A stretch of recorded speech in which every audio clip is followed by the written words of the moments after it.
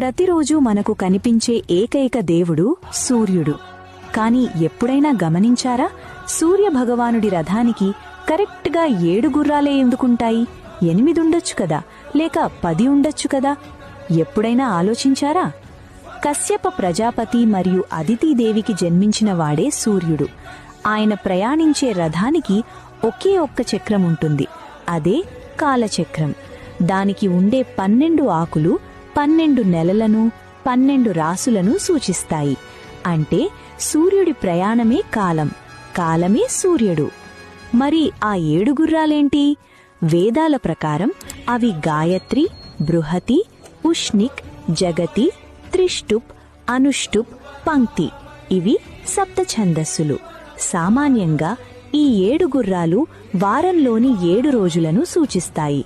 అంటే సూర్యుడు ఏ రోజు సెలవు తీసుకోడు, కాలం ఆగదు. సూర్యకాంతిలో ఉండే 7 రంగులే ఈ 7 గుర్రాలు. సూర్యుడి రథ సారథి పేరు అనూరుడు. ఉదయం సూర్యుడు రాకముందే ఆకాశం ఎర్రగా మారుతుంది కదా, అదే అనూరుడు. అందుకే సూర్యోదయానికి ముందు ఎరుపు రంగు కనిపిస్తుంది. మన శరీరం కూడా ఒక రథం లాంటిదే.